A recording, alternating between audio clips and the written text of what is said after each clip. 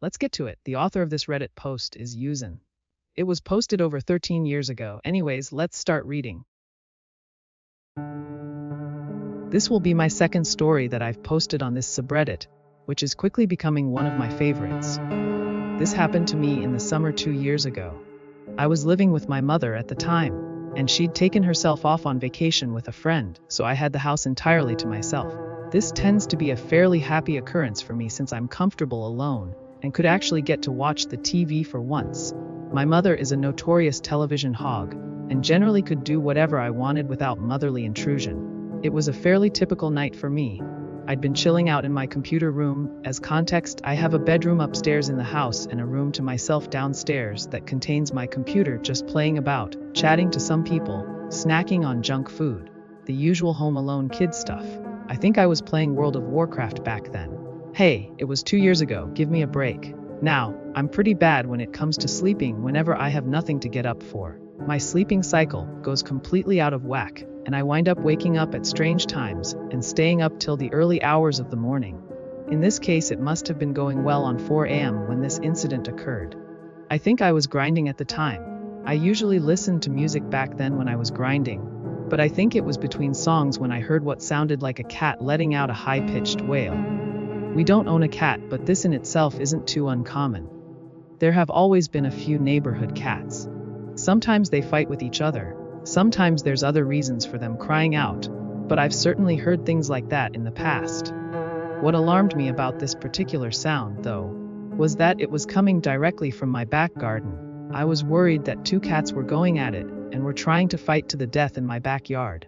Being a big animal lover, we used to own cats when we lived out in the country, and they're by far my favorite animal. I decided to go out to the back garden to try and startle the cats and make them disperse, so that nothing wound up getting too hurt. I opened the door and saw a pair of reflective feline eyes look up, and then bolt over the fence and off into another housing estate. But I was confused. There was only 1 cat. What then had provoked it to cry out in such a manner, as if it were hurt or scared? It was at that point that I heard the sounds of stones rattling together. Our back garden has quite a bit of gravel in it. It's a decorative sort of thing, a bit hard to describe without a picture, but you probably get the idea. I instinctively cast my eyes in the direction that I thought the rustling had come from. Now, I'd just come out of a brightly lit house, and it was a very, very dark 4 a.m. outside. There's no real lighting near my back garden, especially not near the fence where I'd heard the sound. My eyes hadn't quite adjusted to the night, but there's no mistaking what I saw, a very human-shaped shadow looming up from behind a small bush that we had growing near the fence. I had a bit of a nopey moment and rather swiftly slammed the door shut and locked it. But it was 4 a.m. I've always had a bit of an active imagination where horror is concerned. I'm the guy who sits around and reads creepypasta Home Alone with the lights turned out, and then has rather vivid and terrifying dreams. I figured it was probably my imagination. It wouldn't be the first time I'd thought I'd seen something and it turned out to be nothing. At the time, the blinds on my room's window had been taken off, because they were soon to be replaced with curtains. This meant that the entire back garden was pretty much open to me if I looked out. I actually found this very disturbing and avoided looking in that direction. I've never been a fan of staring out into an unfathomable blackness at night. When I went back into my room, I took a glance out and couldn't see the shadow that I thought I'd saw when I'd been out at the back door, so I shrugged and figured it had just been a trick of the light. Back to grinding on wood boo. About 20 minutes passed before I slid back from my desk and stood up to go and fetch a drink. Just as I was heading to the door to head out towards the kitchen, something catches the corner of my eye near the window. It's meant to be unfathomable blackness, but it's not. Not quite. There's a patch of something in the corner, something that my brain instantly recognizes as not belonging.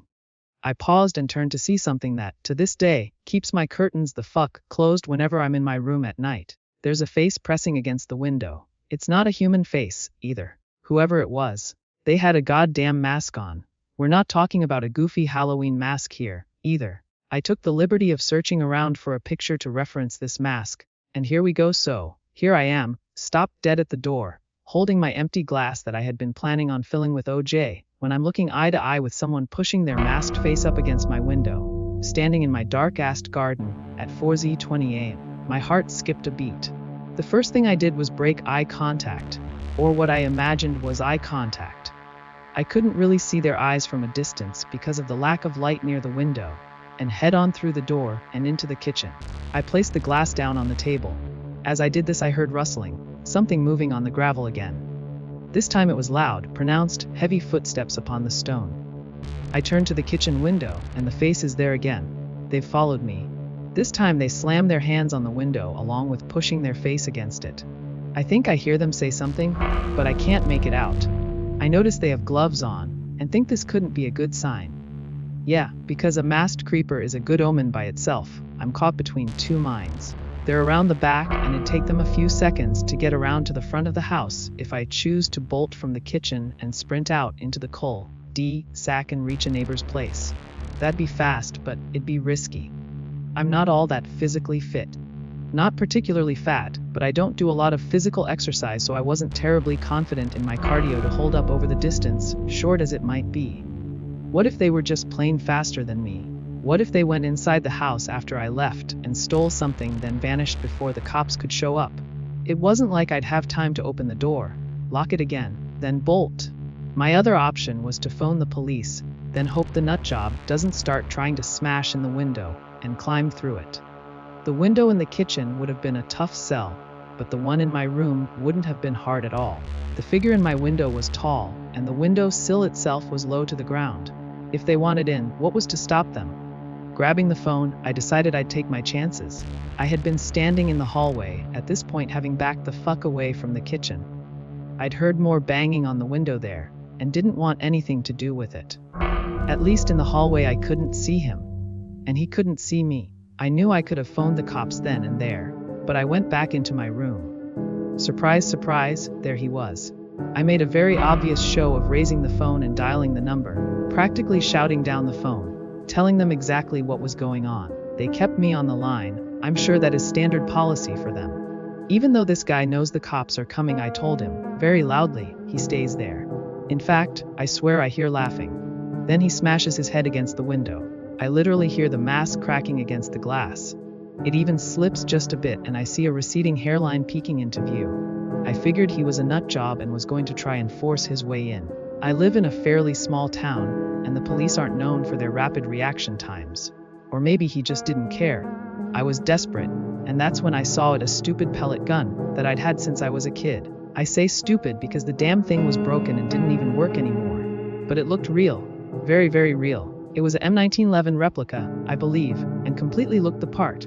It was totally hidden from the masked man's view, since it was tucked off behind my computer collecting dust. When I suddenly grabbed it and stormed towards the window, throwing the phone to one side and holding it like Jack fucking Bauer.